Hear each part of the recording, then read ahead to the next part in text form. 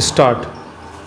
Honorable members will notice that so far as public relations go, the bill has covered adequate grounds. Stop.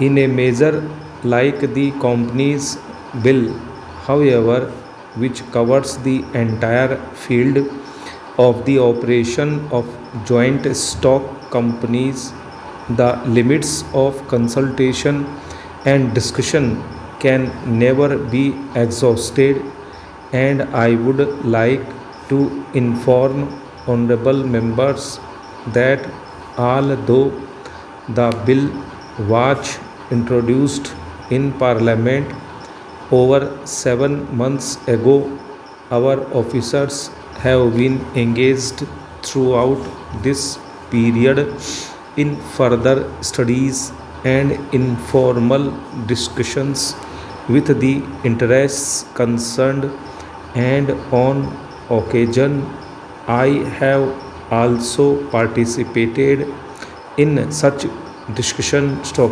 I have also given some further thought to some of the issues arising out of the bill, and I propose at the appropriate stage to bring before the select committee any changes in the provisions of the bill which seem to me to be worthy of consideration in the light of this further examination. Stop.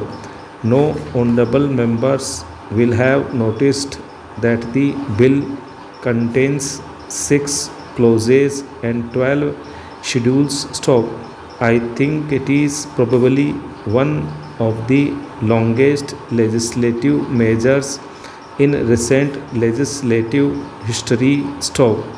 But its size might be regarded as misleading unless I make a few comments. Stop. The bill is both, one must remember, a consolidating and amending measure. Stop. As mentioned in the statement of objects and reasons, this is the first opportunity which has occurred since 1923 for the consolidation of the Companies Act. Stop. Advantage has been taken of this opportunity to redraft several long and complicated sections in the present act, which have been split up into a large number of clauses. Stop. This is the largest single factor accountable for the increase in the number of clauses in the bill. Stop. New clauses embodying substantial changes in the present law would hardly constitute more than a small fraction of the bill. Stop. Para. I would also draw attention to the structural changes in the bill to which a reference has been made in the statement of objects and reasons. Stop. The redraft of the bill and the rearrangement of the existing chapters in the Companies Act in a more logical order have, I think, resulted in a noticeable improvement in the form of the bill, and I hope will facilitate better understanding and appreciation of the scheme. Stop. I wish that the act which came into effect long ago was implemented properly. Stop.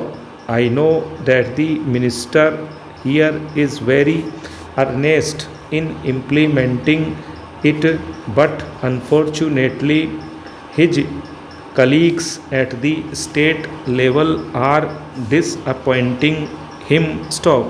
Unfortunately, no steps have been taken for trimming or toning up the administration at the state level and at the district levels. Stop. They have to be taken immediately. Stop.